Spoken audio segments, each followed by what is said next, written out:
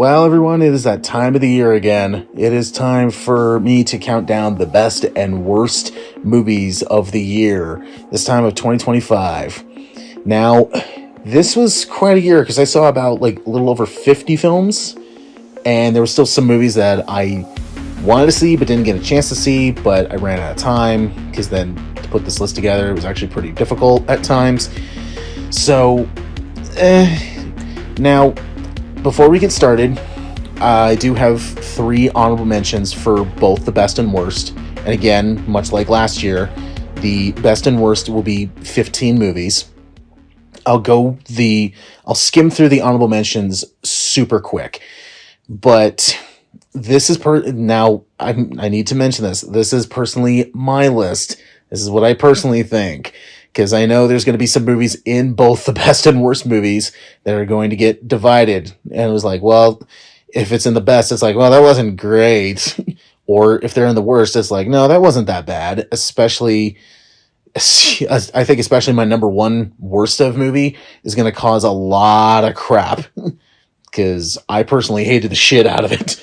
But I know a bunch of people that loved it.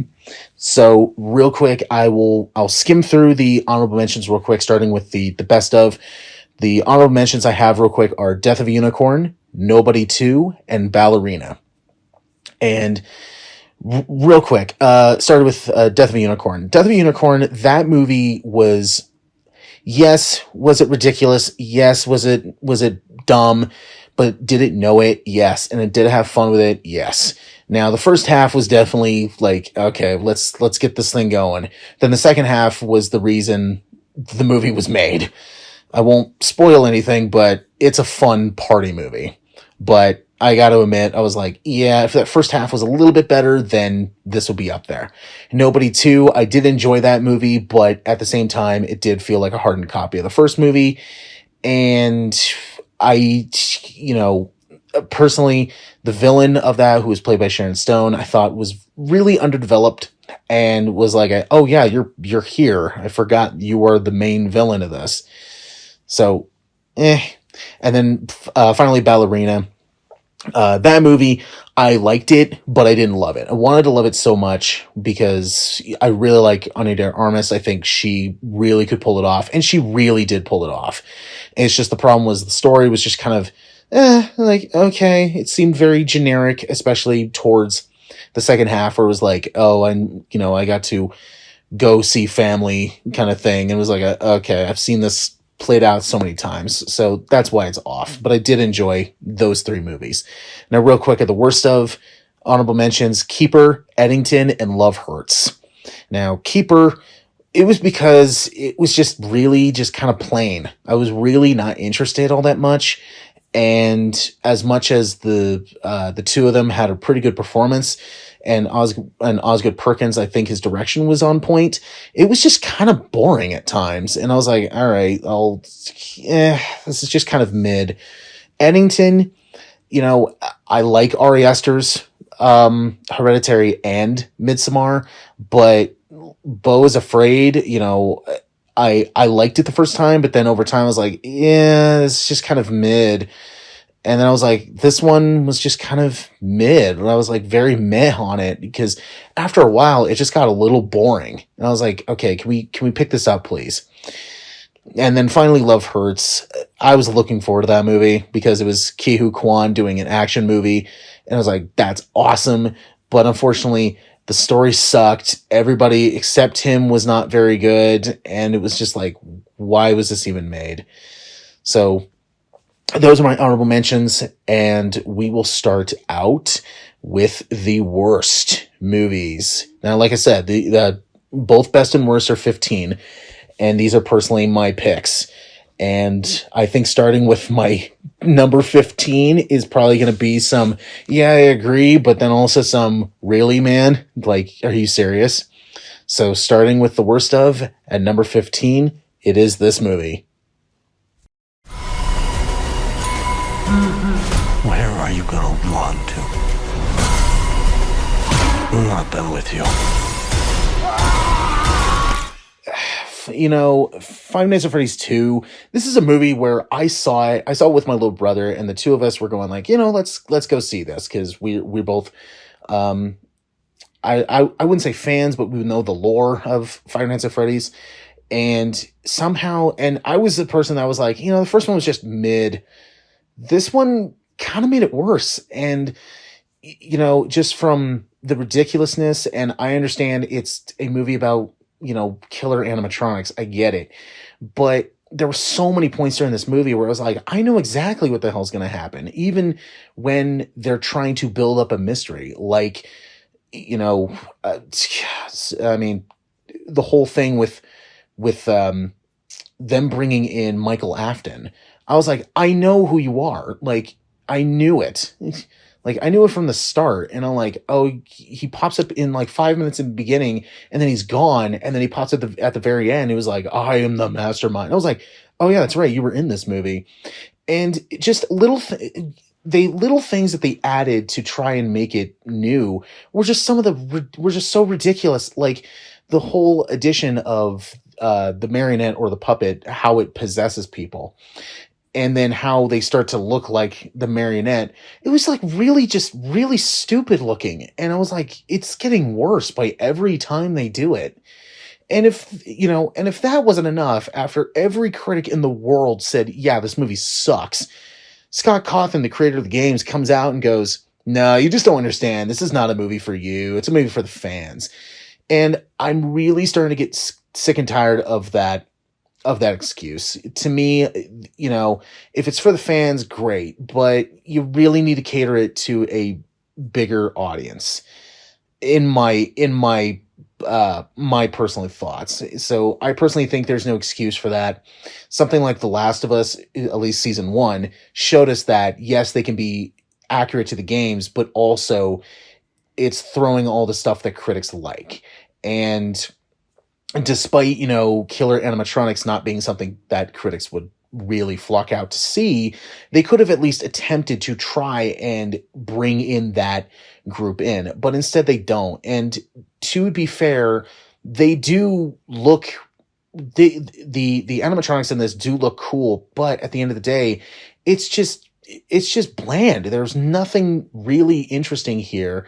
And then by the end of it, I was going, it wasn't too bad. Like, this part was okay. And then every time that I started thinking of the negatives, it just started dipping lower, where I was like, this really wasn't all that good. This wasn't, oh shit.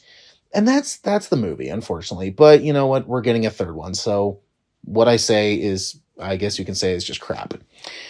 But let's move on. Number 14.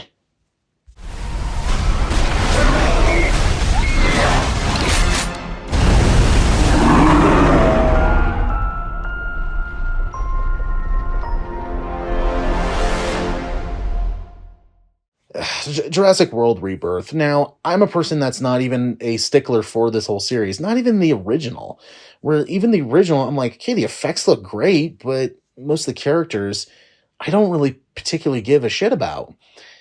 And this is it again. This is the same format where it's like, yeah, it looks pretty, but I don't care about anybody, nor even the story, because even the story is pretty bland. And it really sucks because in this, I think you got a really good cast in here, from Scarlett Johansson to Jonathan Bailey to Mahershala Ali. And it's even directed by Gareth Edwards, who, while I thought his Godzilla movie was okay, I really enjoyed his Rogue One movie. And I think I'm like one of the few people that actually liked his Creator movie. So I was like, okay, so maybe they can pull this fossil out and, resurrect it. Nope. It doesn't. Characters you don't care about. The story is very just uninteresting. It just feels very just mid, very bland. And, even towards the end where they try to have this very heroic ending, I'm like, why are you doing this? Like, you have no reason to do this. This particular character has no rhyme or reason to do this. And yet, why is this happening? And yeah, I just didn't care. And I tried going into it, with expectations low and not trying to say like, you know what, this is gonna suck, because I've seen movies, you know, save a series before where it's like, yeah, the previous ones weren't very good, but this new one was like really good. Take The Omen, for example. The only good one was the original until the first Omen came out a couple years ago. Whereas like, yeah, this was like 40 plus years of this series not really trying, and then this tried and was like, wow, that surprised the hell out of me. This could have been that, but instead they just take the lazy way out and just give us characters that I'm like, I don't care about any of you. And that's the whole series, is it tries to jingle keys in front of your face and go, hey, look, it's dinosaurs. But all this other stuff surrounding the dinosaurs is just like, it's just there. And you're like, hey, what about this? And they're like, oh, don't worry about that. And it's like, no, I am worrying about that. You need to stop, get those keys out of my face, because please address this. And they don't do that. So personally, I did not care for the series. I don't really care for the series anyway, but I did not really care for this one. And it just makes me go, I personally think the series should just go extinct. So sorry to anyone that actually liked these Jurassic Park movies or the Jurassic World movies. I'm just not on board with you. But moving on. Number 13.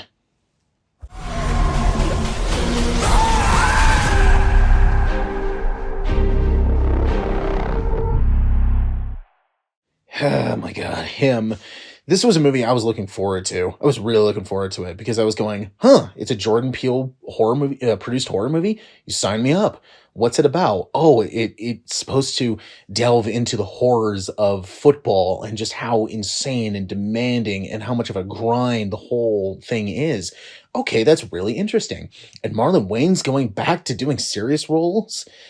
All right, let's see it. And they fucked it up. And the whole issue I had was that the movie was about an hour and a half. And while Marlon Wayans does try, the script is just ridiculous. And especially the lead in the film, which is Tyreek Withers, who we might see later on in the list. Just wait. His character was just so idiotic to the point where I'm like, dude, you should be freaking the hell out. You're going... You see something absolutely scary or horrific or just batshit insane, and your reaction is, whoa, man, like, what is this? Like, you just took edibles or something, and you're very relaxed about it. It's like, no, you should be freaking the hell out going, okay, seriously, what the hell is going on? Instead, it's a, whoa, what are we doing? What's going on, man? If the universe wants us to happen, it's just going to happen. Okay, maybe not that part, but you know what I mean. And it was just really dumb. And with an end to the film that was like I feel like you guys just made this up at the end of the film. Like you didn't have an ending to the film. So you just said, fuck it, and threw your hands up in the air and went, let's just do this. And we think people will like it. Nope. That is not the right answer. So this was just really, really stupid. And it sucked too, because I was looking forward to it because it was Jordan Peele produced. And I'm like, all right, he's been on a roll, but it seemed like this was his first stink. And it sucks because, you know, I love Peele stuff. I love his horror movies. So it was really just much of a bummer to see this fail. So, anyway, number 12. What is it? What is that?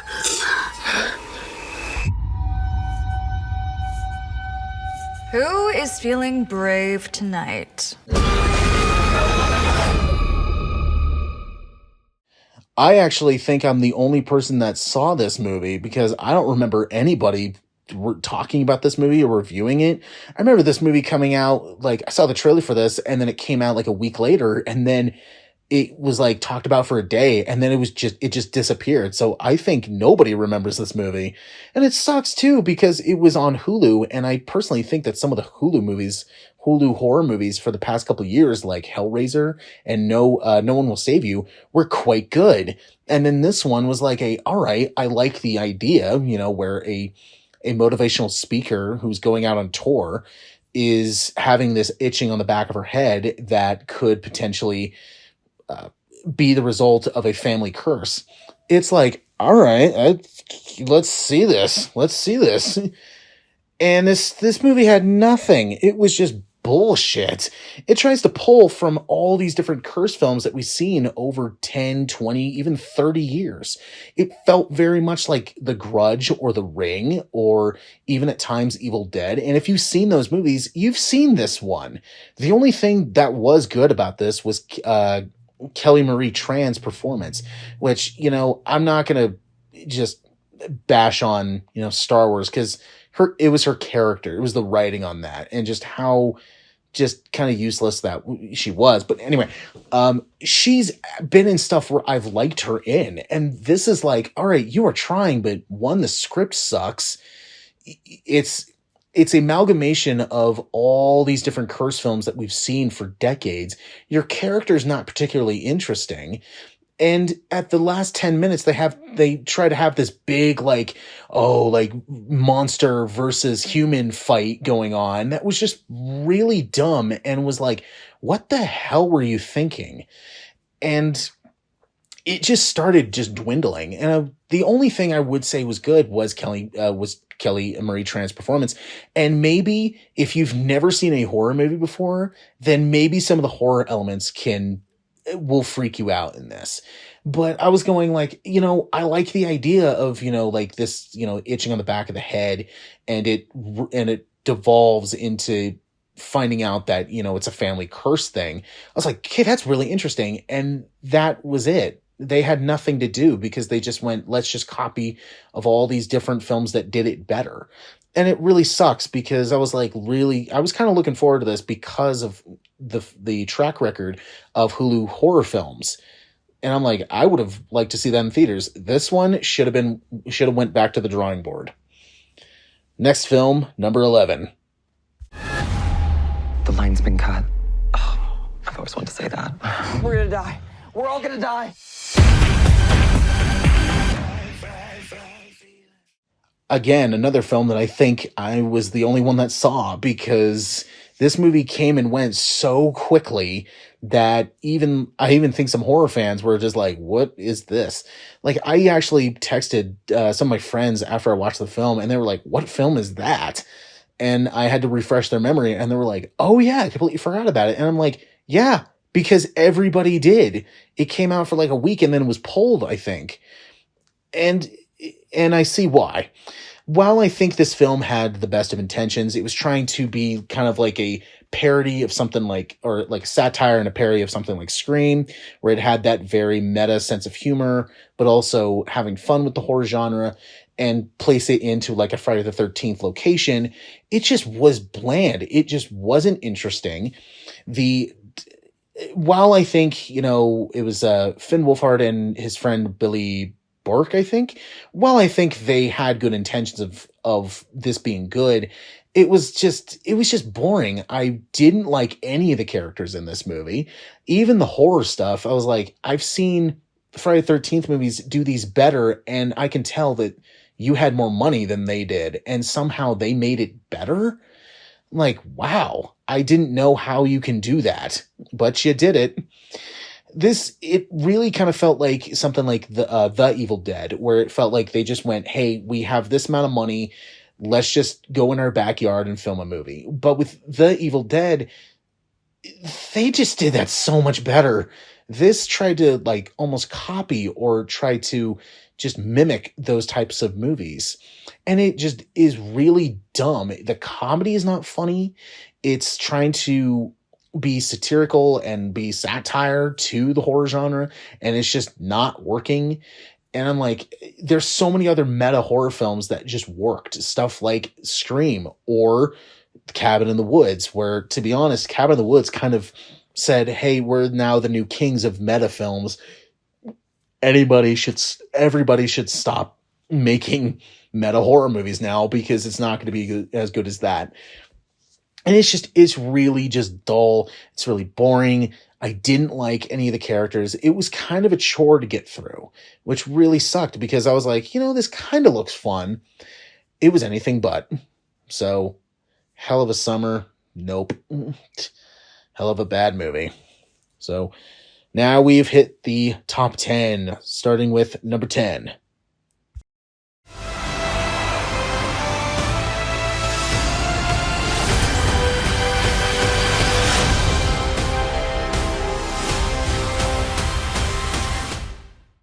The Electric State, or the $300 million advertisement for Planters on Netflix. That's pretty much what this movie is. This is a movie that is literally the definition of it is the definition of a movie that literally has its teeth ripped out of it, because it was based on a book, and it felt like Netflix saw the book cover and read the synopsis of it and went, let's tear those out and throw the rest of the book in the trash, because let's make a movie just based on seeing this image, this cover, and reading this synopsis. And let's fill a movie into it with tons of advertisements. We're going to throw millions and millions of dollars into this. Let's get the Russo brothers to do this, who, after leaving Marvel, had not had a good track record. And this just kind of throws that, oh man, I'm kind of scared about Avengers now. Which is sad, because actually, as of this recording, yesterday, they released a teaser for Doomsday. And it was like, I will see. We'll see. But it's literally has its teeth ripped out of it. Chris Pratt and Millie Bobby Brown, I can tell they try, but their chemistry just does not work. And you have all these voice actors that it's like, all right, that's cool, but they just aren't given anything interesting to do or to say. And then Chris Pratt's whole thing is he's kind of like a, know-it-all kind of thing. It's almost like he's trying to be someone like Kurt Russell from Big Trouble in Little China, where he's trying to be like a one-liner or a fourth wall breaker who never breaks it. To then the third act rolls around and he gets a haircut, and now he looks like Star-Lord from Guardians of the Galaxy. And it's like, oh my God, really? You're trying to trace all this to Marvel? And then if that's not enough, you have Woody Harrelson voicing the Planter's Peanut, which I forget his name, and they make that a whole subplot. And it's like, what the hell is this? This is just an ad. This is an ad for Netflix. This is an ad for you to go buy Planter's Peanuts. And it's like, I don't care for those anyway, so I'm not going to do that. This was just dead on arrival. And the fact that this was the first film of the year that I saw, it made me go, uh-oh, I'm not too sure about this year. This is not looking good. Now, next up, number 9. I just have one question. What did you do last summer?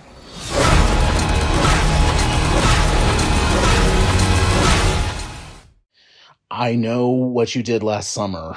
Yeah, I know what I did last summer. I watched a way better fucking movie than this ever could. So this is a sequel, a spiritual sequel to the original. A movie that I don't even think is good. I know a ton of people that like it, but I don't understand it. There's so many better 90s horror movies out there. And this tries to go the Halloween or the Scream path, where personally I think Scream did it way better. Halloween, I think, at times did it okay, and then at times they were really shitty. With this, it felt like they just went, let's just make a generic slasher film and try to stitch a I know what you did last summer coat of paint over it. That's what this feels like. And to the point where they bring back Freddie Prinze Jr. and Jennifer Love Hewitt, sorry.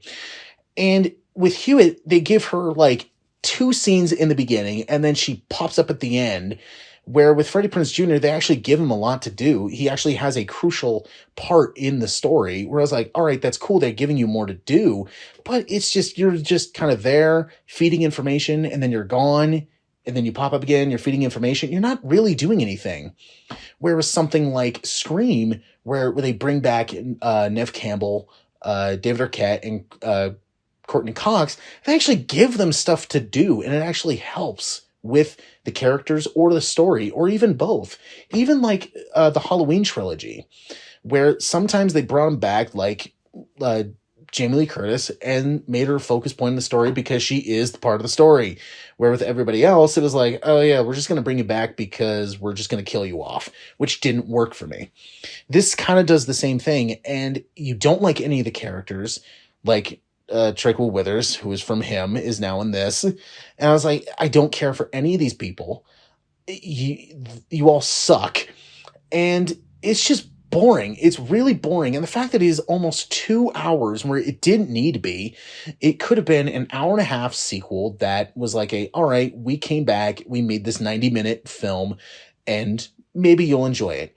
It's anything but enjoyable to the point where the climax, the big reveal where I'm sure they were trying to go, oh, it's a big plot twist, was like, that is one of the stupidest things I've seen this year. And I'm sure pissed a lot of people off. And it was just dumb. It was just plain dumb, to the point where they have a post-credit scene where they say, oh, maybe we're going to come back for another one, because a character from I Still Know What You Did Last Summer pops in. And it was like, no, we don't need this shit. You can cut this shit off. We're done. So, no. Last summer, I watched a way better film. And I wish this was never made. Sorry. Now, number 8.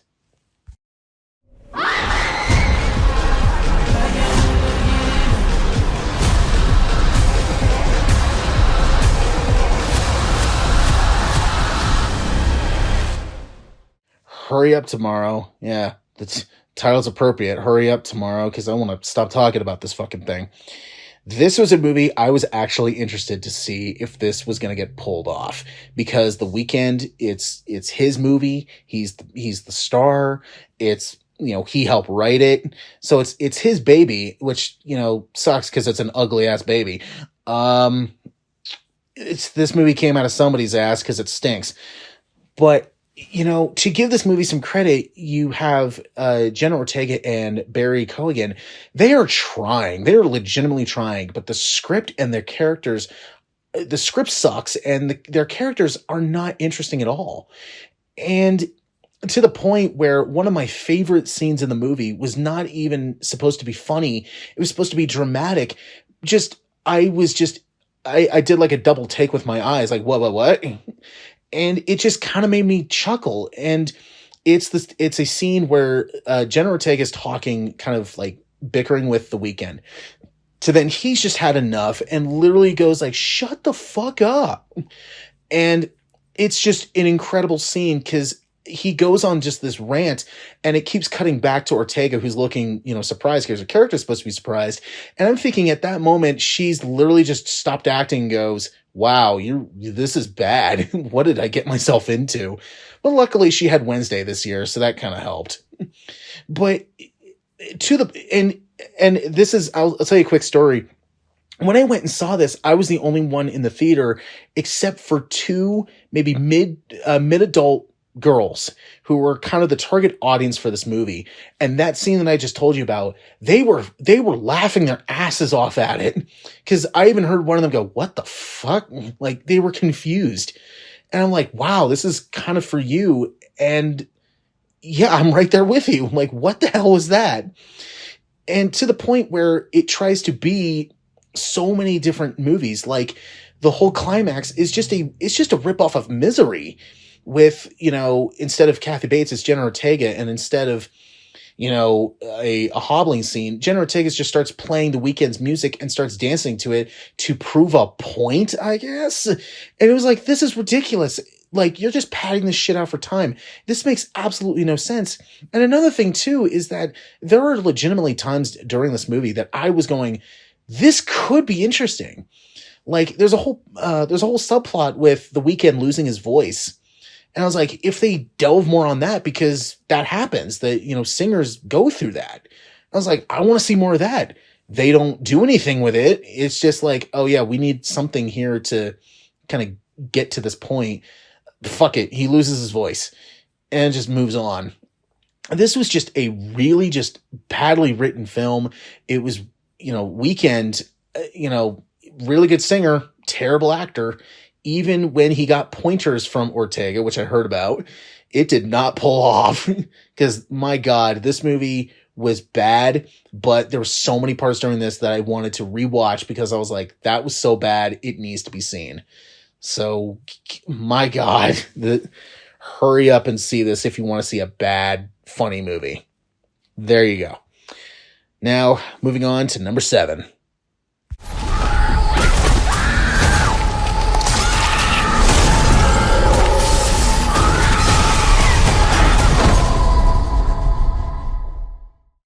Again, I think this is another movie where I may have been one of the 5 people that actually went and saw this movie, to the point where I'm like, I want a special thanks in the 3rd movie, because we're getting it in February of next year, where I'm like, I want a special thanks, Trevor Kremenek, for seeing our trilogy in theaters.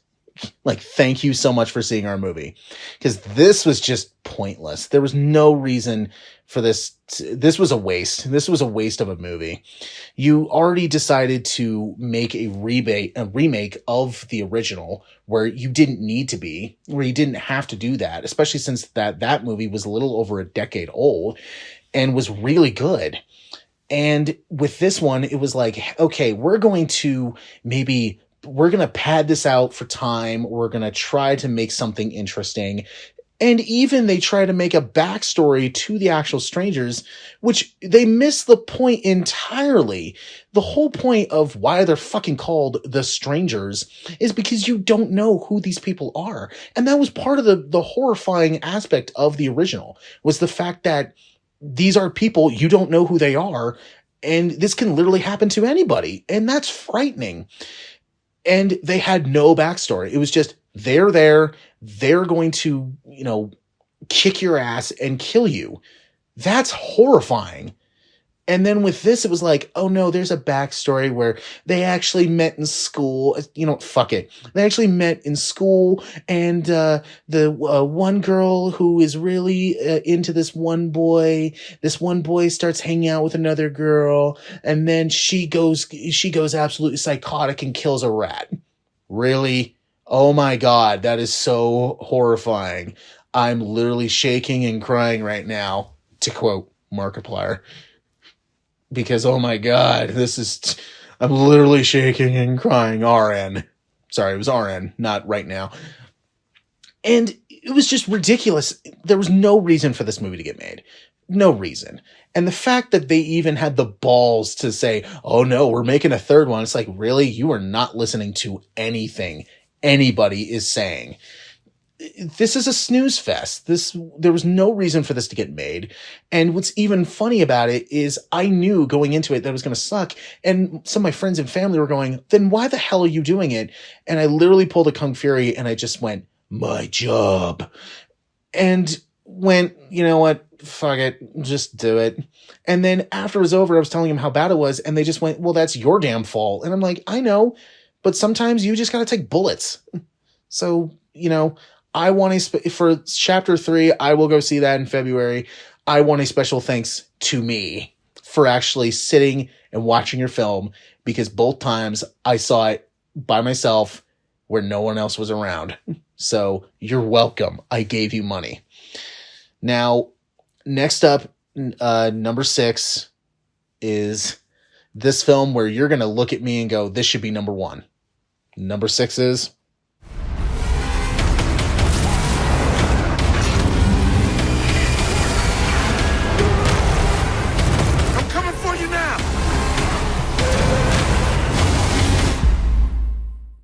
Ice Cube's War of the Worlds. Now, you're saying to yourself, Trevor, why the fuck is this not number 1? Because I actually had so much fun watching this movie, but it is definitely the worst movie of the year. This is my Madam Web of this year. A movie where I was like, this is really bad. This is the worst movie of the year, but I cannot put it for number 1 because I had so much fun watching it, because there was a couple of other movies that actually pissed me off. This did not piss me off because I kept getting fascinated on how much shit was going on and how much more shit was going on with this. It started out going, okay, there's just little bits of crap here and there. And then it turned into just iota of shit, if I want to quote Knives Out. It's amazing. This is one of those movies where you're just going, wow, but you have a smile on your face. This is not a wow, but you're frowning. This is a wow, but you're smiling because you just cannot believe how much this movie just stooped this low. And they try to go, yeah, well, we shot it during COVID. It's like, that's no excuse. I saw Host. That movie was shot during COVID. That movie was actually really good. There were so many movies that came out during the pandemic that were really good. That's no excuse. And to the point where it's so ridiculous, it's so bad that there's even spots where you can tell they were just like they gave a 6-year-old the keys to Adobe After Effects and told him to, okay, track this effect here. And that you showed them a 5-minute crash course and just said, go. And it's so bad that when a camera turns to show one of the tripods, you can clearly see the tripod like move, like it's going zzz, zzz, zzz, like all over the place because they didn't track it correctly. And the fact that this is not just Universal's money, but also Amazon's money. This was a huge ad for Amazon. How does the world get saved? Well, the drone that they're sending to Ice Cube that has a hard drive on it, it crash lands and there's a homeless person right there. How do we get the homeless person to pay attention? Give him $100 Amazon gift card to flip the drone over and it sends to Ice Cube and he saves the day. I'm not joking. That's legitimately what happens. I'm not kidding. So watch the movie. This is the best, worst movie of the year. Hands down. And that is why this movie cannot be my number one. Because yes, it is number one on the worst films ever. Or on this year. And it's been considered to be one of the worst movies ever made. And I'm like, it's up there. But I had so much fun watching this that yes, I will watch the fuck out of it if I get the chance again. I'm dead serious. This was my Madam Web of this year. Whereas like, I will watch that again knowing it is just absolute dog crap. So number 5 to number 1, these movies actually pissed me off. That is why they're ranked higher. So number 5.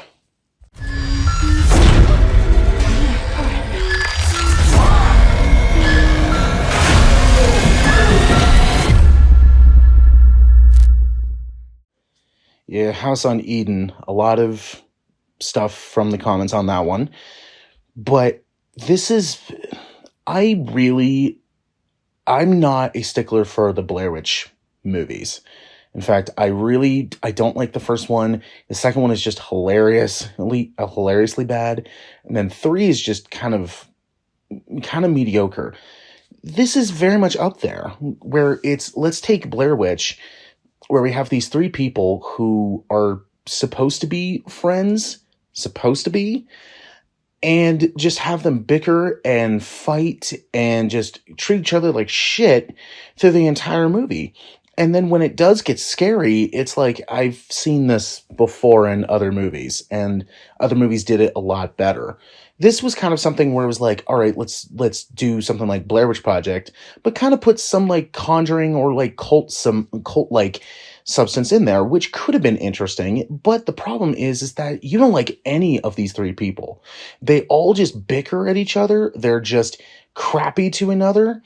And I'm like, why are you all even friends? Like, I don't understand. That. And when you get to the end and like the big, like, oh my God, like something happens, it's like, I just want this to end. I don't give a shit on what happens. I just don't. So you just kind of give up. And it sucks too, because the trailer looked semi-interesting. Didn't look brilliant, but it did look interesting because it did have that like Blair Witch meets cult-like aspect to it. And I was like, all right, I'm someone that's not a stickler for Blair Witch, so maybe this will be a step up. Nope, it is not. And I remember just a ton of people just bashing this film when it came out. And I was like, you know what? Let me check it out, because there's a bunch of movies that are just getting reamed on that I'm like, I don't think they're that bad. Like what I talked about earlier, Death of a Unicorn, I don't think it's that bad. I enjoyed it for what it was, but let me check this out. And 15 minutes in, I was like, yeah, I don't care. I don't care what happens in this. And it got me a little frustrated because I was going like, I was telling the characters, you need to shut up, you need to grow some balls, and you just need to drop that attitude. And it never happened. It just never, ever happened. So when all the crazy, like, ghost stuff starts happening, I'm like, no, yeah, I don't care. So this was one of probably the worst horror movie I saw this year. Yes, over something like Strangers or Hurry Up Tomorrow, because I just didn't care about anybody in this. So anyway, number 5, that was number 5. Next, number 4. You stole my life from me. Why would I want to steal the life of somebody who eats pieces of shit for breakfast?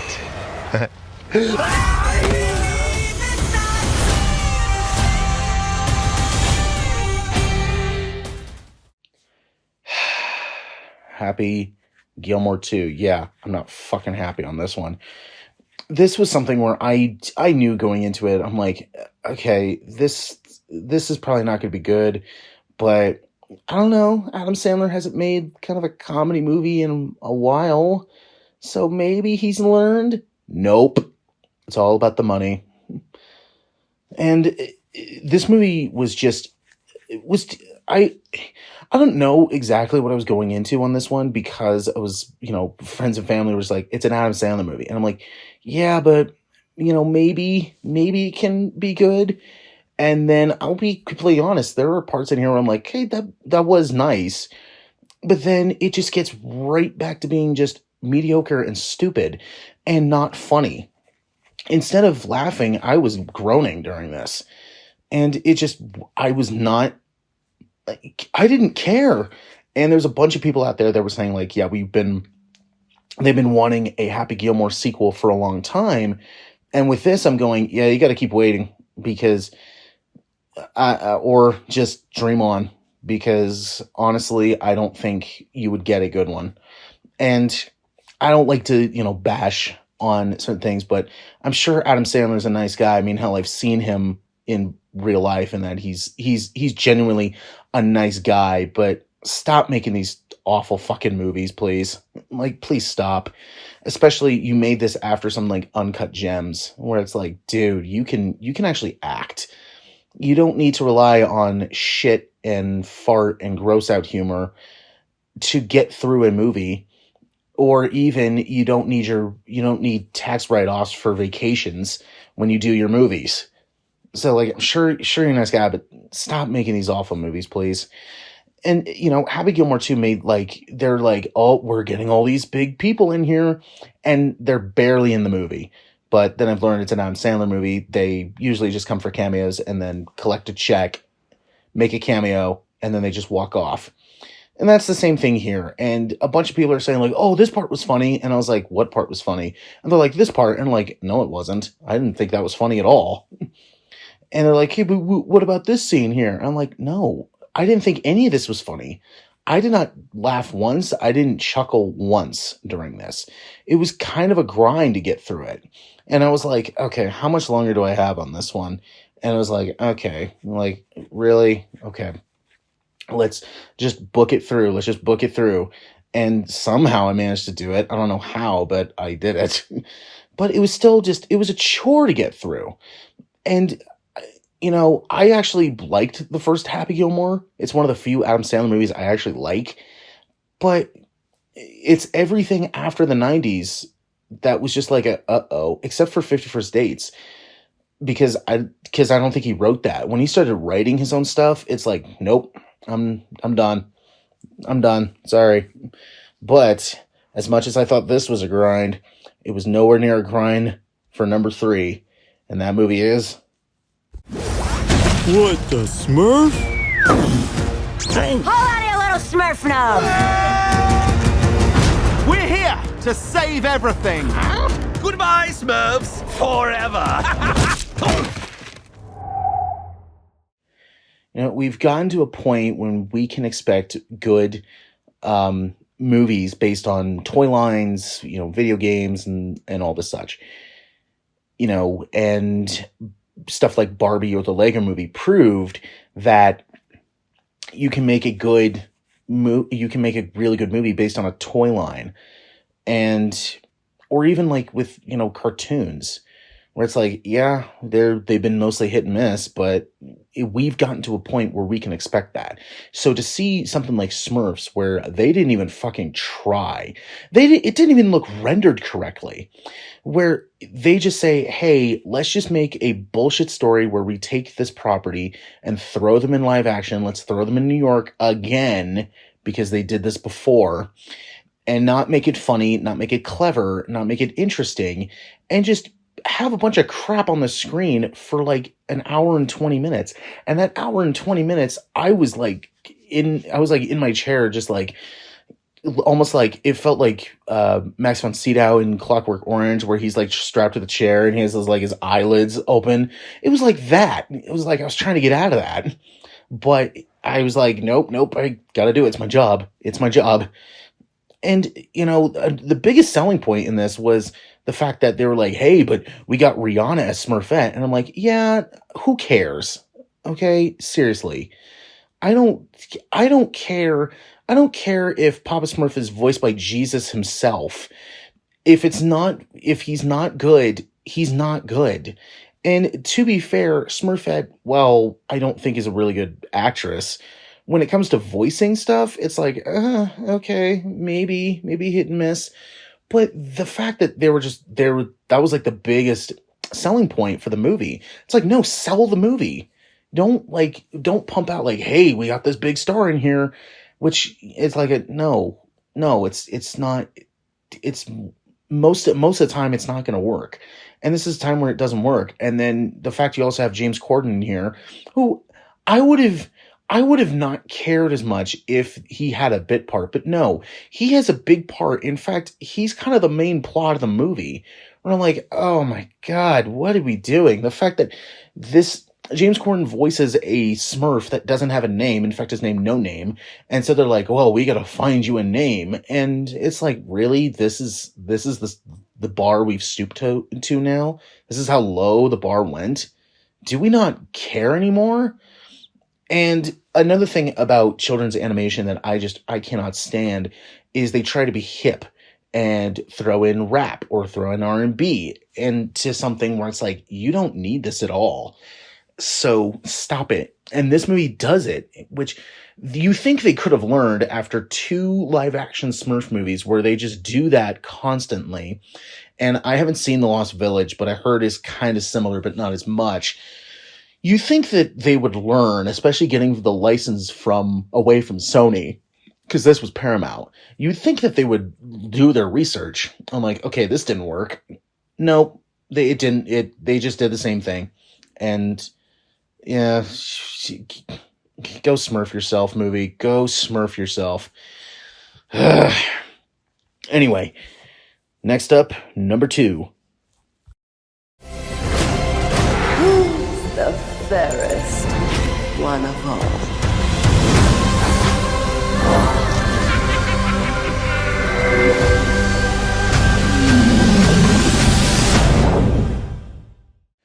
Snow White, the only movie where I actually had to drink before I went and saw it.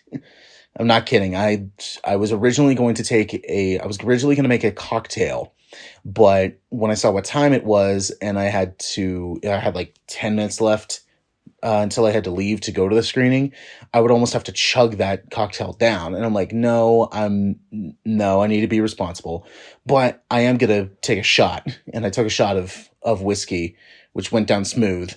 And because I was legitimately shaking going into this one. If you haven't seen the review for this one, I actually documented it. But this was just the Snow White is the definition of what we think of when we think of a Disney live action movie. Everything will go wrong. From casting alone, Gal Gadot I thought was really miscast. The dwarves all looked like shit. To give her credit, Rachel Zegler, I don't think was the best with acting, but she can sing. She can sing. So I was like, okay, at least you're doing that right.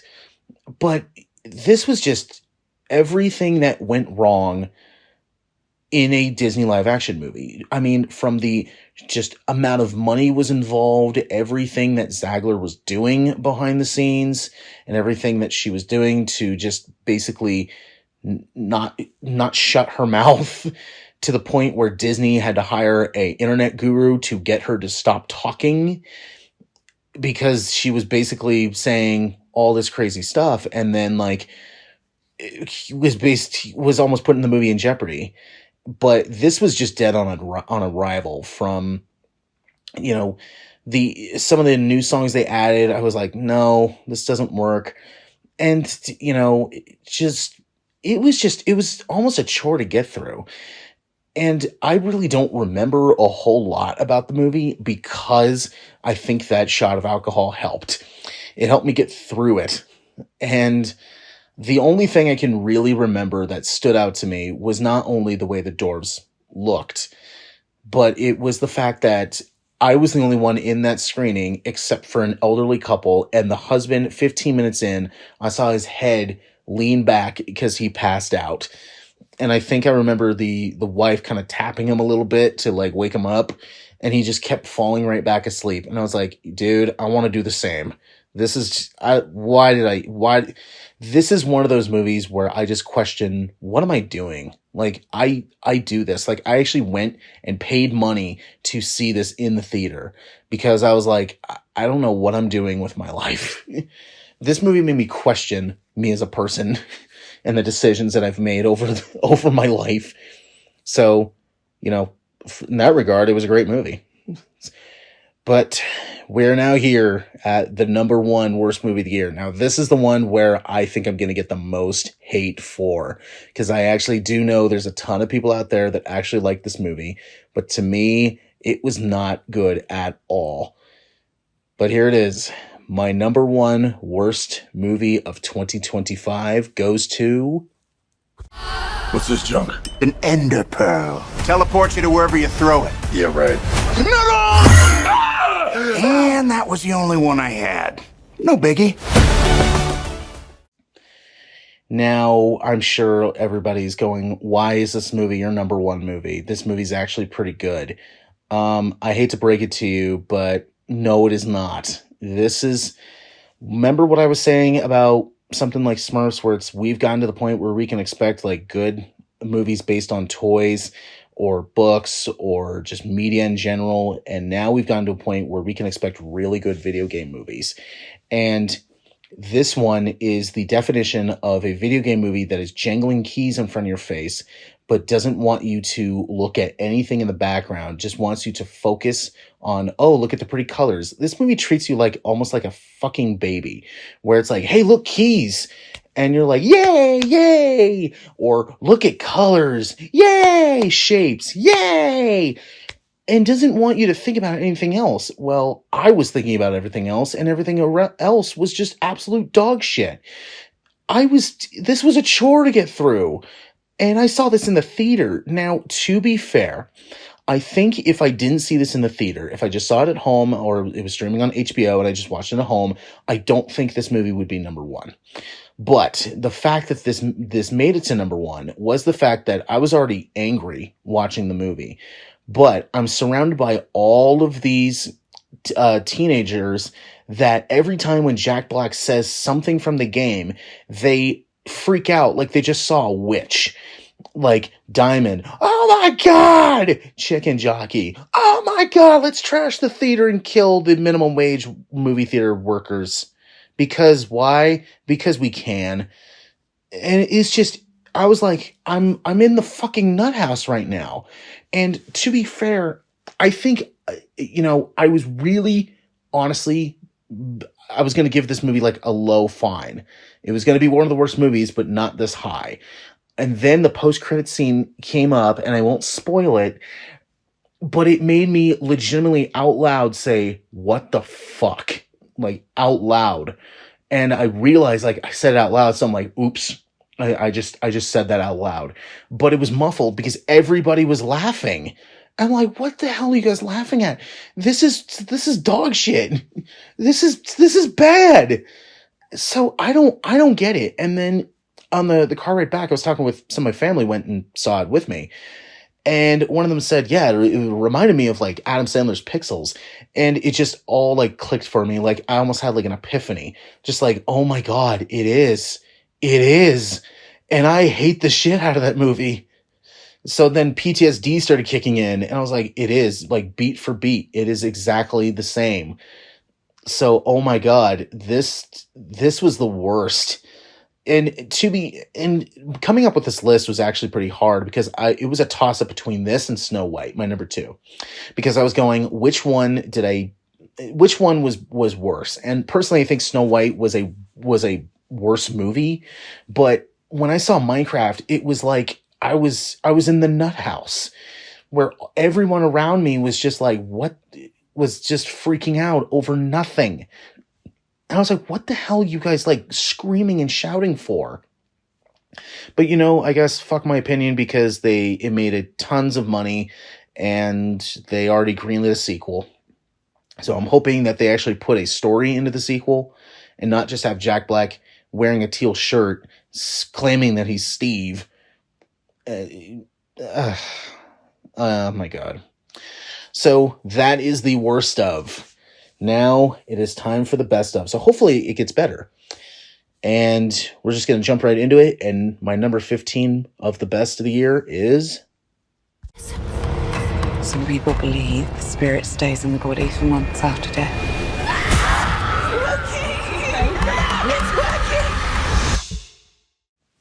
And the team who did Talk to Me strike again with this movie, Bring Her Back. Now, I personally liked Talk to Me better than this one, and especially on the rewatchability, I would rather watch the other one than this one. But this movie had me invested. I was on edge at times, and there was one moment in here where I legitimately out loud went, "Oh shit!" because I was not expecting it, and it has to do with I won't spoil happens to characters, but it does involve a punch, and I'll move on. But this was, while I don't think it was as great as something like Talk to Me, it was still very gripping. I was still very interested. And the fact they put an Empire of the Sun song in here, that already gets bonus points. So, and it shows that, these two guys who are brothers they were doing YouTube before this. And it was like, it just proves that, YouTubers can actually make some really, really good stuff. And this just proves that. Now, I know not a lot of people liked this movie, but, personally for me, I thought it was very interesting. Now, the characters were not, too, amazing, but there were times during the movie where I was like, oh, yeesh. And at times where I didn't really know where the movie was going to head. I had a thought of what they were going to do, but then it just turns it around and goes, nope, we're actually going to do this. And it was like, oh, wow, that's actually really interesting. And so on a rewatchability level, no. I think this is like all right, I saw it. I don't really have the desire to see it again, but it is still a very, very interesting movie. And that's why it's my number 15, is because of that rewatchability, but was still very interesting, and I still purely enjoyed it. And the fact that it did make me legitimately out loud go, oh shit, that gets points just for itself, because I hardly ever do that. So good job, boys. Now go on and make the Talk to Me sequel and prequel. But I'm still kind of bummed out that they aren't doing the Street Fighter movie, because they were going to at one point. But anyway, that is number 15. Number 14. 1 minute out! We have enemy on our building and all surrounding buildings. Roger that. Stand by. Going hot. You better get ready, man. It's gonna hurt. On my count. 1, 2, 3. Warfare was a movie that I didn't get a chance to see in theaters, but one of my friends said to me, like, you absolutely need to watch this film. And so I sat down and watched it on streaming, and holy crap, did I not expect this movie to be as good as it was. And this movie was just white knuckle tension. It is so intense that you're on edge, even though the movie is an hour and a half long. It's so realistic and very just engaging. The film Warfare was done by, I can't remember his name, but a Iraqi war veteran who served, and this was like his platoon, and it went wrong. And the fact that they had Alex Garland help out, who I know it's still divided, but the action in Civil War I thought was really impressive.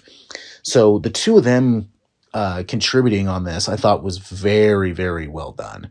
And the performances were very good. It was one of the first times I saw Will Poulter not act like a total douchebag. and it's so engaging. Yes, it does take its time, but that's part of it, is like, when you're in war, it is a lot of just, sitting and waiting. And then when something happens, it can, it's movies like this that show, like, yeah, you can literally, like, within the blink of an eye, the flick of a switch, or the snap of fingers, you could literally lose your platoon in the matter of seconds. And this shows just how grueling and just how ruthless and how just unbelievable it is. And I know people who have been, in the military, and they said, like, this is one of those movies that it is very realistic, very much up there with something like Saving Private Ryan, where the accuracy is pretty down. Now, it's not necessarily a rewatchable movie because it is very intense, but damn, was this just on the edge. You are on the edge of your seat on this one. And man, this was just a really just intense emotional roller coaster. And it really does make you think. And it's like, yeah, this is not a game. This is no joke. This is hell. It's literally hell. So, yeah. Whew. This movie made you, like, almost want to go take a shower after, because it was just like, wow, that was just depressing. But something that isn't depressing, number 13. And that movie is...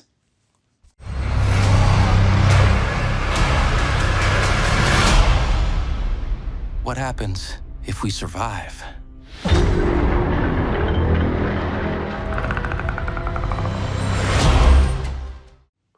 I personally actually liked Killer of Killers over Badlands. And while I think Badlands was good, I think Killer of Killers was better.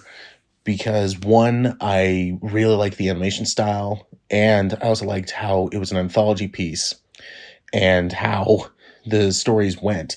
I thought all three stories were actually really interesting. I like how in the samurai one, it was actually all in foreign. So I was actually really digging this one. The only complaint I will give is towards the end, they have like this big like moment where they all come together, and it was like okay. I mean, I'm still liking this, but yeah, I felt like they could have not done that or went a different avenue than they did.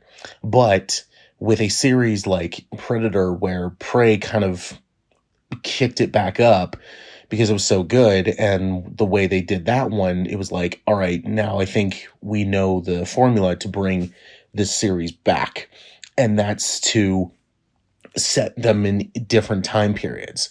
And this was 3 different time periods into one movie, and the animation was awesome. I thought the action sequences were really cool. The stories were really interesting, and my God, it was violent and gory. And while I think that was kind of missing from Badlands actually got pretty violent at times. But This one, I thought just the stories were way better, but this series has just been on the high. And I think someone like Dan Trachtenberg in charge, I think he knows what he's doing. And I personally think if they're going to make more Predator movies, especially after Badlands was a success, I personally think Trachtenberg knows what he's doing and can keep this going, because this was a series where it's like, yeah, you really think about it, like the Predator was pretty bad, and it was like, all right, well, and this was somebody like Shane Black, where he worked on the original, and it was like, really, this is what you do? And so I think, Dan coming in and basically saying, all right, let's do this, I think works very well, from Prey to this and even Badlands. I personally think Trachtenberg knows what he's doing and can keep the series going. So that's number 13. Number 12.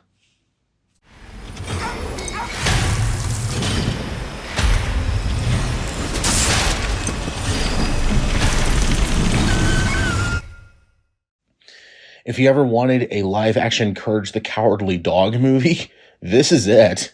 Well, more serious in tone, but this is it. And that's how it was kind of pitched to me. So I was like, okay, so it's a whole movie where it's on the dog the whole time. So I was like, all right, that's kind of interesting. And has this kind of like creepy house thing going on. So I was immediately bought. And I watched it and I went, wow, that actually was pretty good. I like how there really is minimal dialogue, mainly because the main actor in it is the dog, who, I think gave a really good performance for an animal. He was really good. And I'm a huge dog lover as well.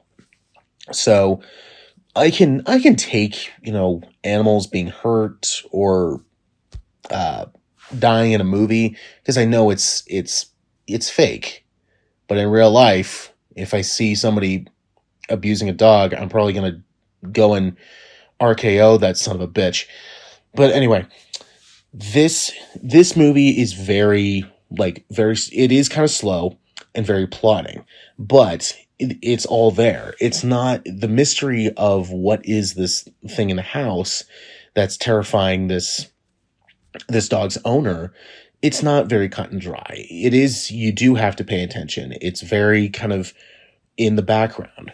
And I thought that was really, really cool the way they did it, because, a dog can't just, go on the table and look at a book and then see like, oh, look at this. The dog uses his senses to figure out what this is. And yeah, he's a very good boy. And so a movie that I actually saw late to the game and was really surprised on how much I actually liked it. And even coming up with the list, I was like, okay, maybe it'd be like 15 or 14, maybe an honorable mention. But yeah, I started thinking like, yeah, actually the 15 through 13, I actually liked Good Boy more than those ones. And yeah, so yeah, if you want to see a live action Courage the Cowardly Dog movie, but serious, this is it. So just go watch it. It was really good. Now, number 11. This one, I think a lot of people are going to be like, really, dude? Are you serious? This is number 11. Even some people are going to go, really? This is in your best of? I personally enjoyed it, and that movie is.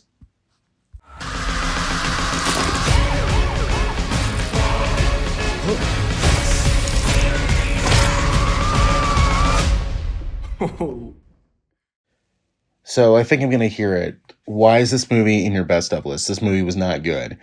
Personally, I enjoyed this movie. It felt very like Death of a Unicorn, where that movie was very unserious. It wasn't taking itself seriously at all.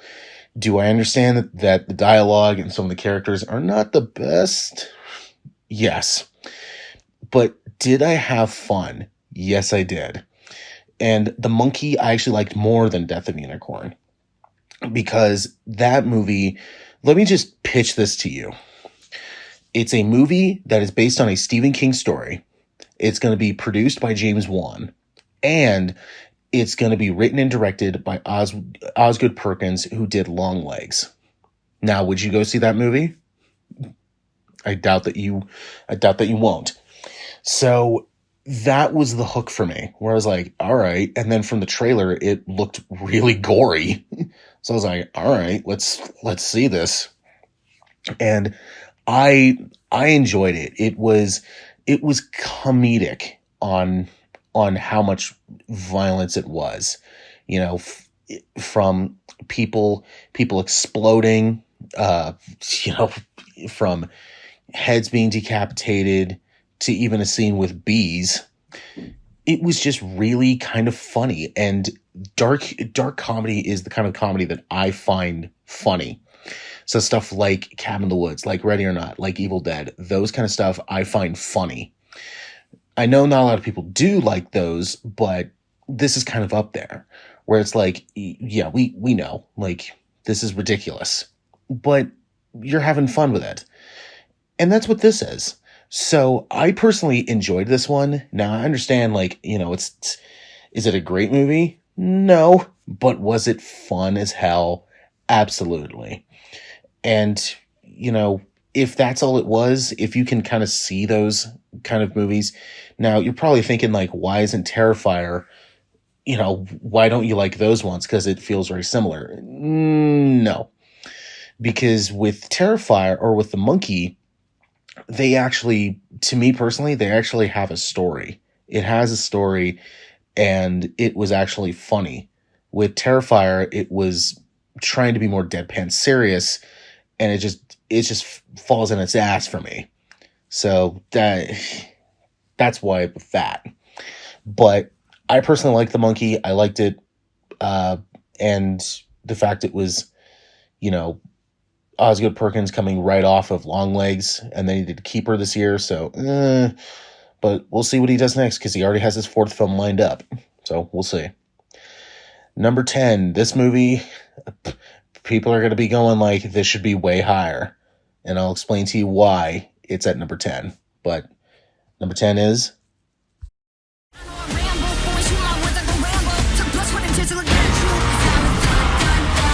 Yeah, this plane's trashed.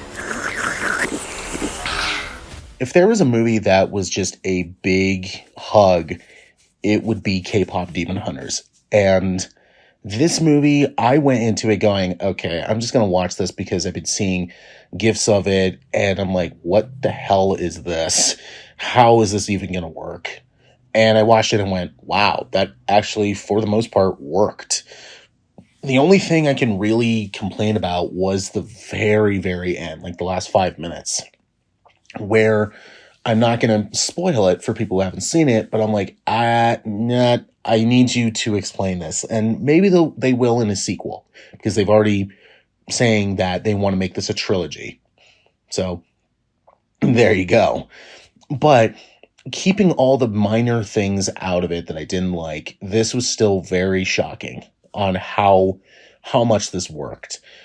Because damn, like I said, I was going into it going like, I don't know how this is going to work, but the songs actually worked. They weren't like Disney, where they were just annoying. They were like, oh wow, this actually is kind of good. I won't really listen to it, but this works. The writing I thought was really good. Even the way that the demons looked, they looked very much like they took inspiration from like Korean culture. And I thought that was really cool. It was really interesting. So I was like, wow, this was probably like Barbie, where I went into it going like, how the hell is this going to work? And came out of it, went, wow, that actually worked. Because I was expecting it not to. And boy, did it. And, you know, like I said, if there was a movie this year where, you know, this year, whether it be movies or just in life in general, is not been the best, this comes in and just goes, it's all right, and kind of just holds your hand and just shows you like, yeah, there is light in the world. And so it was a very, very much like, you know, you don't want to watch something like The Monkey or, you know, all these just gory movies or like these just deadpan serious movies, where with this one, it is serious, but it's like, you know, one where, you know, everybody can watch it, and it makes me miss like Disney, because I feel like this would be something Disney would have done, but this looked way too risky for them to do. So then Sony said, we'll do it. And yeah, they nailed it. Shockingly. So there you go. So that is number 10. Number 9.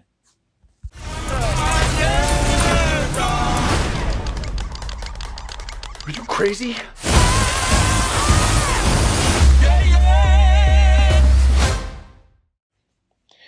The Running Man. Now, I'm probably going to get it again where it's like, this movie was not good.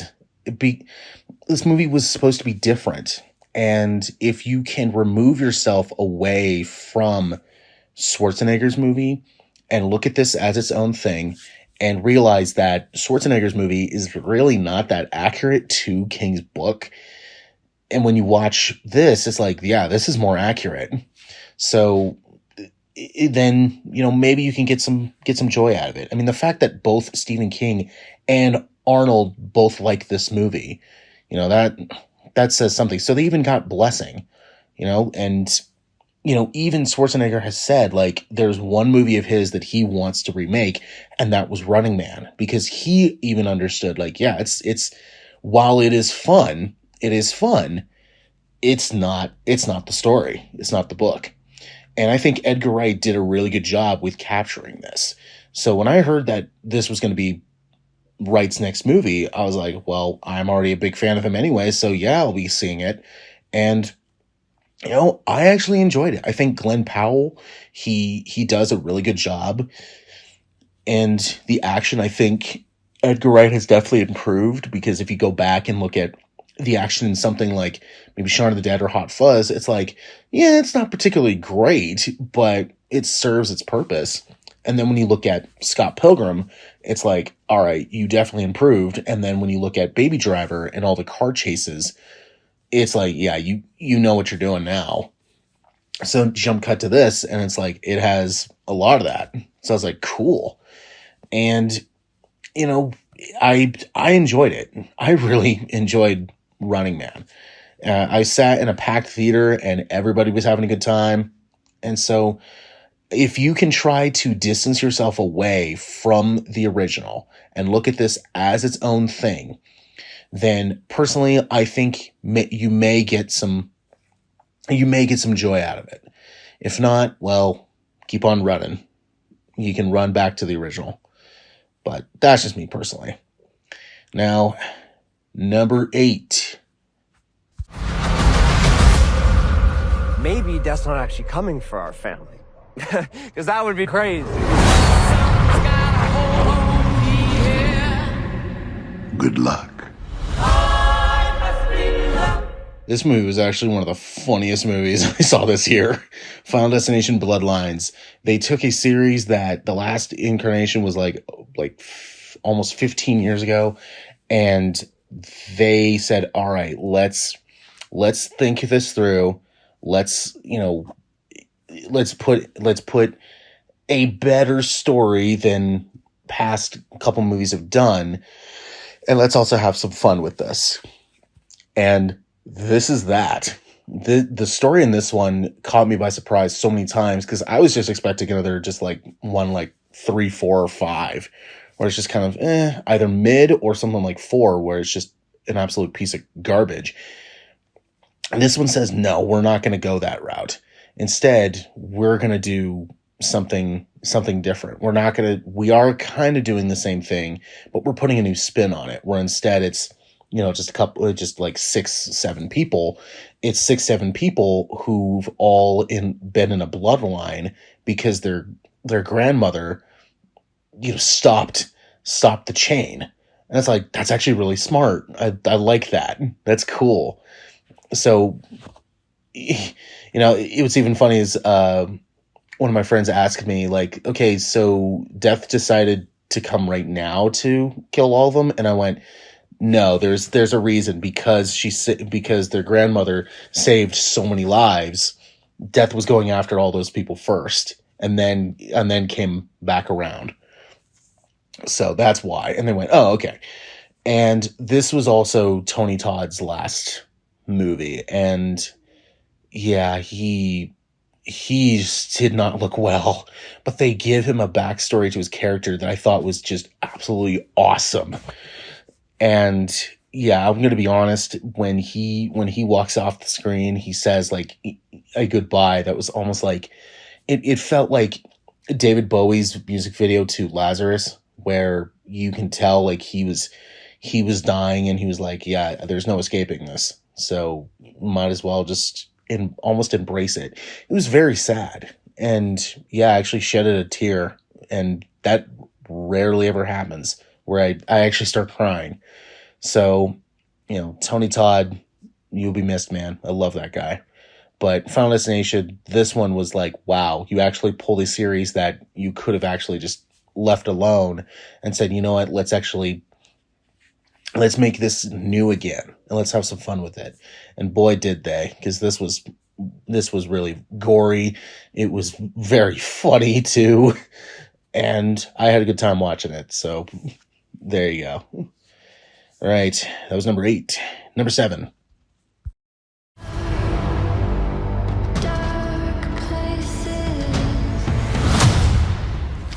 This place is evil.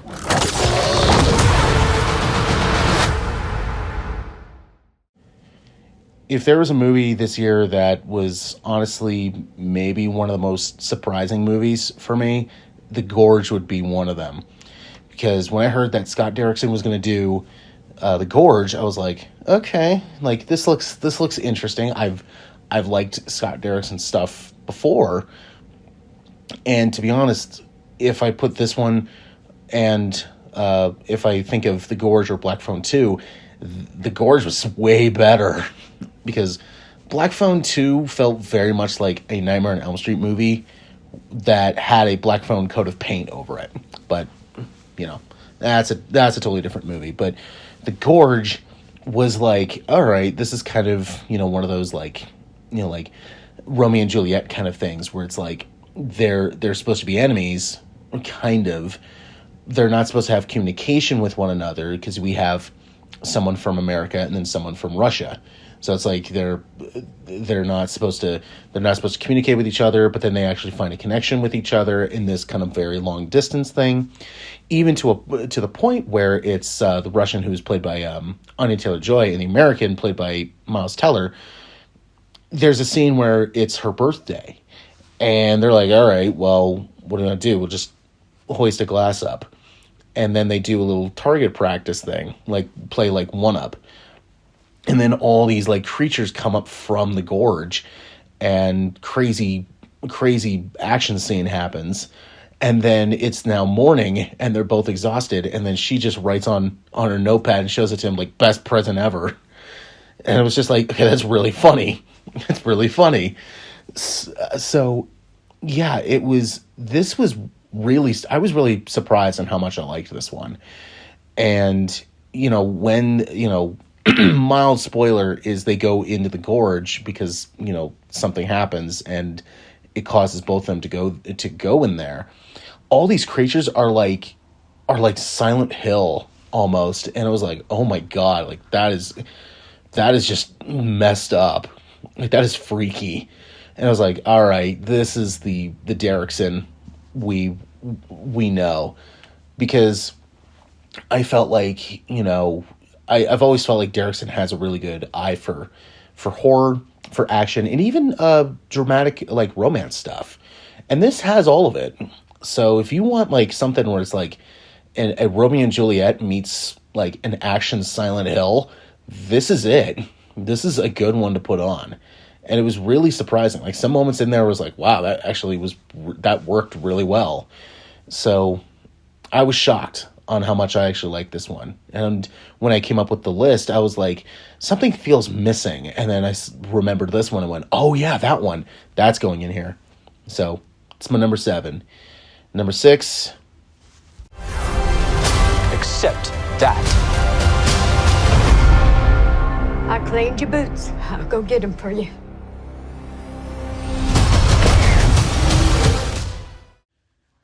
A lot of people probably guessed that this was going to be here and probably this high.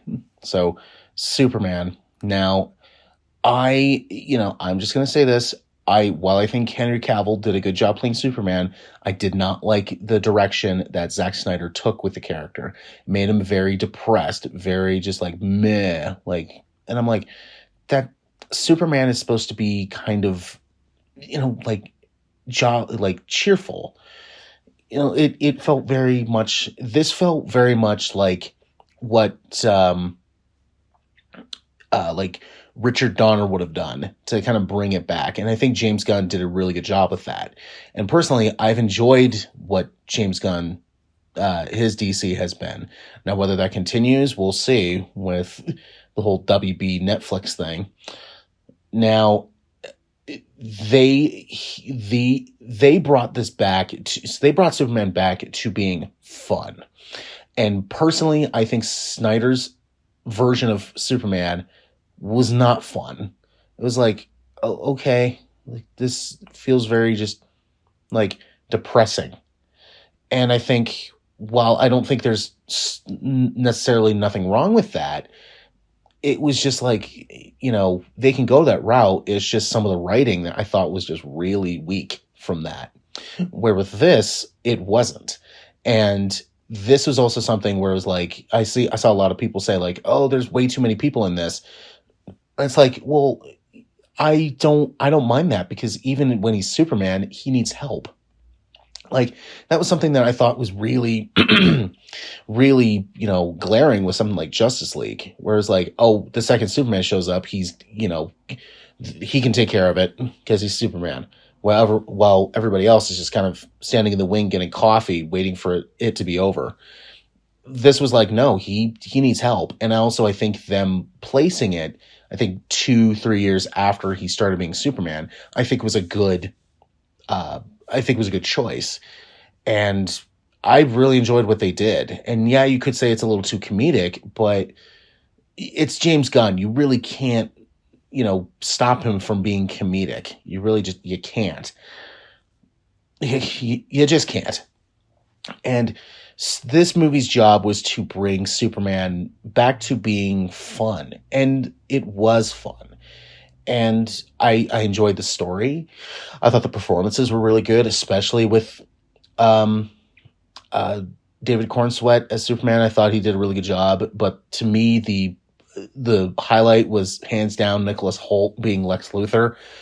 I remember a bunch of my friends saying like, yeah, he's really good at playing just an asshole. And I'm like, go and watch The Menu, because in that he is just everything above an asshole.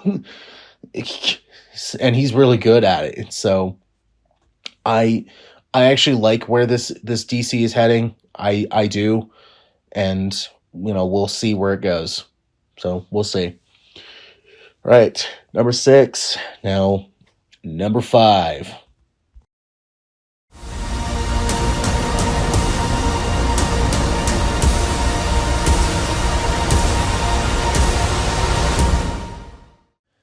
Mike Flanagan has struck again with another Stephen King adaptation with Life of Chuck.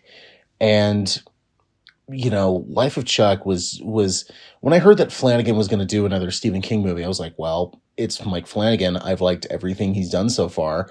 And I think he's the fact that Stephen King says that, he's actually the one person that he trusts with his adaptations, there you go. And so while I don't think this one is, I like something like Dr. Sleep over this one, it's still very, very good.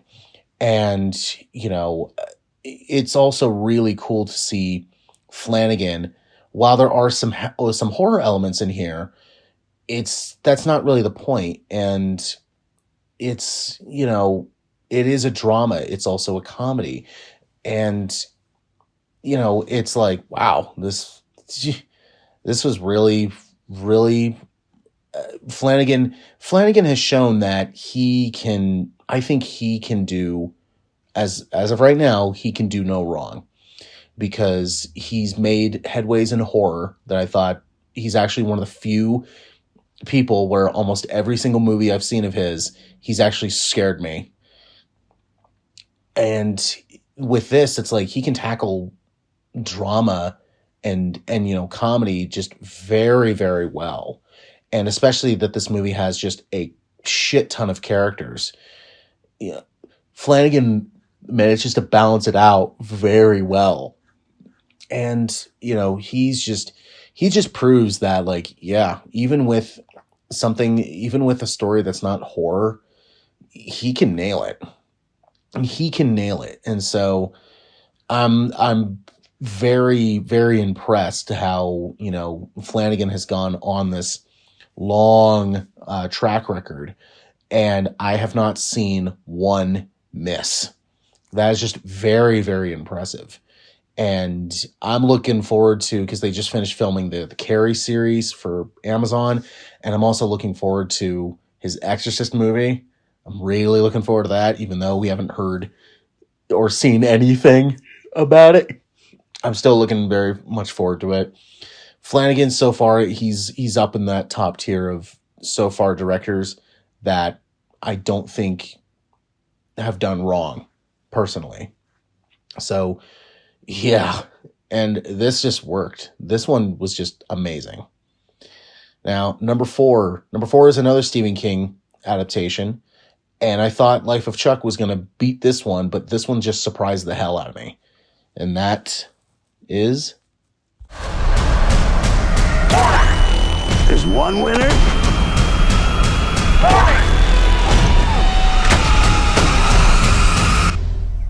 And no finish line. The Long Walk. And surprisingly, this one beat Flanagan. Really? Because Life of Chuck, I kind of knew I was going to get something good because it was Flanagan. This one, I went, okay, like we'll see what this goes. And I was very, very surprised on how good this one was, because I was going like, okay, so it's going to be, hour and 40 minutes of these characters just walking and talking. And that could easily, like, its pacing can easily go down. Its characters become uninteresting after a while. And especially the dialogue won't be very good. All three of them, they nailed. There was no issue with either with those three, because you are invested in all these characters, so that to the point where when some of them get offed, it's hard. It's like, oh man, it sucks. And it's also brutal, like really fucking brutal at times, until you get to the end where you're just like, that's just bullshit.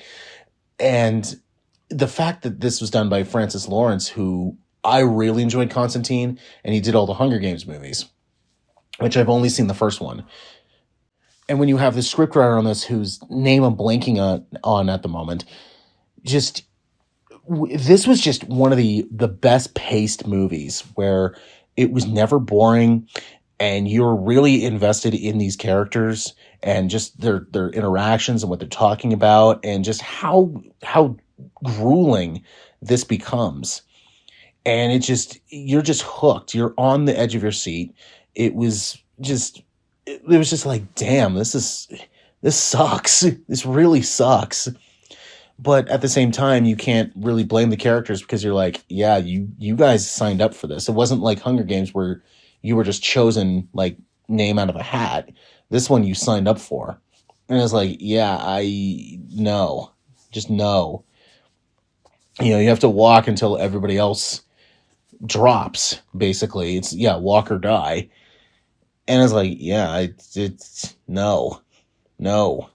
So this one was so good. All right, that was my number 4. And number 3.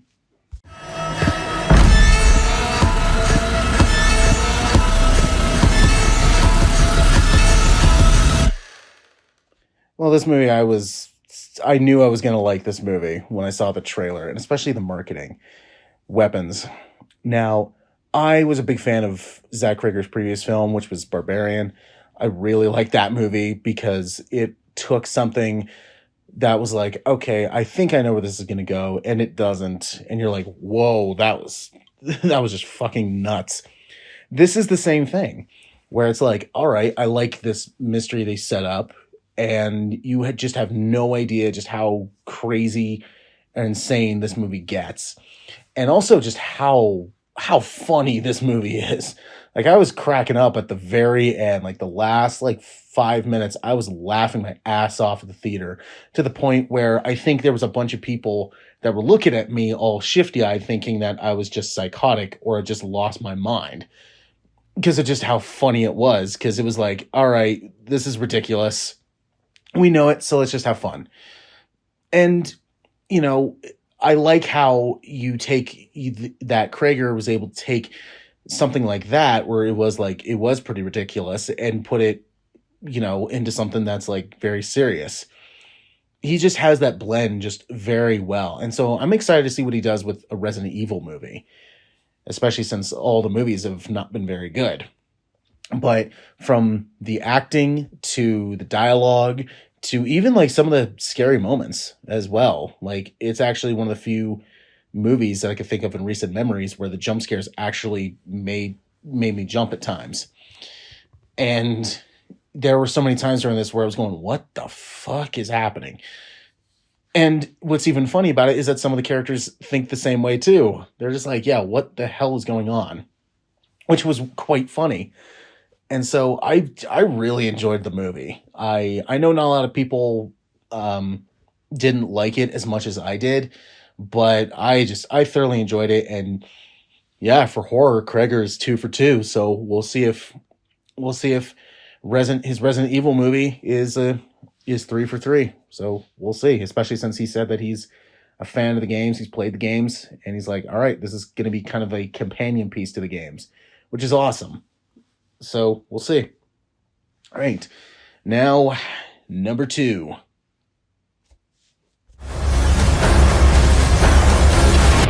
Are you breaking up with me? It's not you. It's me. Companion. Now, this movie, I'm not a stickler for romantic comedy type movies, but when they said, I loved the teaser for this, where it was kind of pushing that, and then it was like, whoa, what the hell is going on? And then it said, oh, it's from the same people as Barbarian. In fact, Zach Kreger produced this, and he even said he was originally going to direct this, but he was working on Weapons at the same time, so he's like, all right, let me focus on this and have the writer do this. It was really cool, and this was a movie that just had so many twists and turns at every second, and the fact the movie is only 90 minutes long, there's so much to impact, that's so much packed in here. There were so many moments in here where I went, oh shit, I was not expecting that.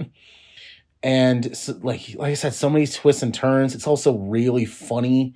I wouldn't even call this really horror. It's more of a dark comedy. And, from performances, I mean, Jack Quaid, he's able to play just assholes really well. But also the star of this is, of course, was it Sophie Traichter? I think. I'm probably butchering it. Who I first saw in the Boogeyman movie, which honestly, I'm just going to say it, I don't think it's as bad as people say it is, but I haven't seen it in a while, so I should probably rewatch it. And I just recently watched Heretic with her and Hugh Grant, and I thought she was really good in that. So I'm like, all right. And I never watched Yellow Jackets, which is kind of the show that put her on the map. And I'm like, but you can really do this. And it's almost like she's become a new Scream Queen almost.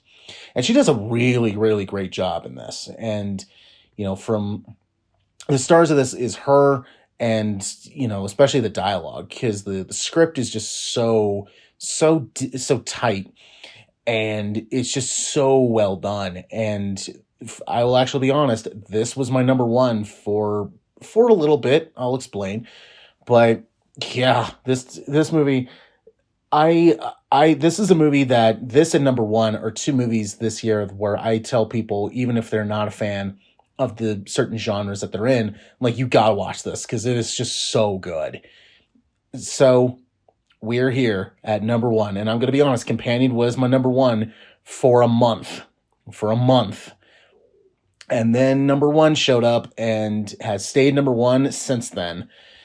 And it's the movie where I have not shut up about since it came out, and to the point where I probably give friends, family, and so many other people migraines because I keep talking about it so much.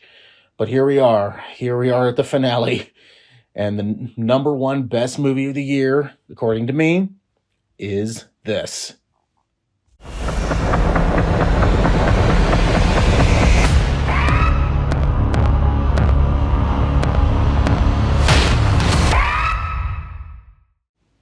You know, if you know me and you're in contact with me, you should know that number one was going to be Sinners, because when I saw Sinners in April, I was just blown away on how much it was just so fucking great.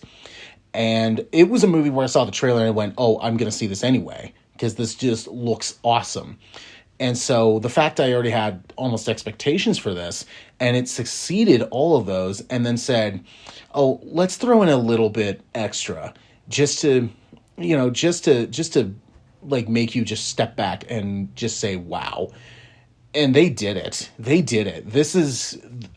movie, I mean, the performances are great. I think Ryan Coogler's direction and his writing, I think, is really good.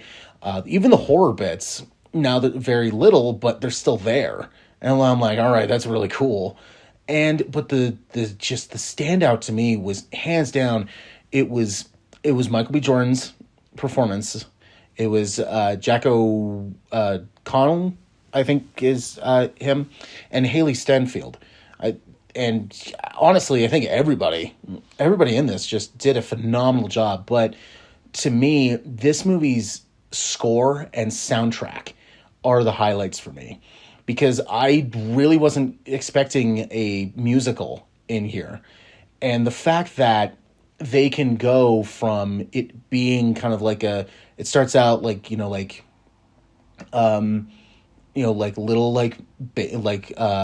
acoustic guitar and piano, and goes that very Delta blues feel. And then they just pivot into, we will throw an electric guitar, we'll throw in a DJ, we'll throw like drum and bass, we'll throw dubstep in there, we'll throw in instruments very Asian. It was just like, whoa. And then the next song after that is like a fucking Irish jig song.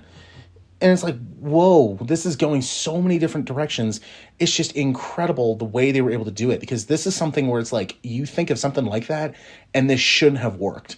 But I think with Coogler's amazing direction and his writing, and the fact this movie's pacing was so well done, its script was incredible, the performances were incredible, this was the movie this year that I just would not shut the hell up over. And I probably gave everybody I know migraines because I would not shut up.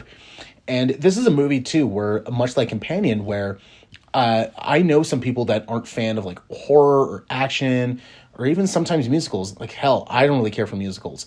And I told them, you gotta watch this because this is incredible. And so I really want this movie to win at the Oscars, much like Everything Everywhere All at Once. That was my number one.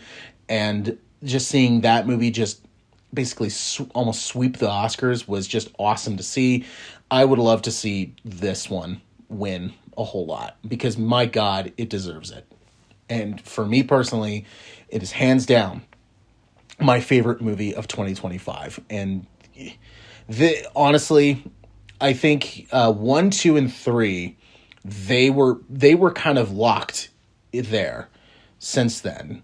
I mean, Companion was number 1 for a month, and then Sinners came out, and then it was like Sinners was number 1, and then Companion. And then Weapons came out in August, and I went, all right, this is number 3. And it permanently stayed there until now. So, yeah. But that is it. That is my best and worst of list of 2025. Again, super long, sorry, but, can you do? I'm doing 15 movies for both. But that is it, and we will see what happens in 2026. So thank you very much for watching and listening, and see you later.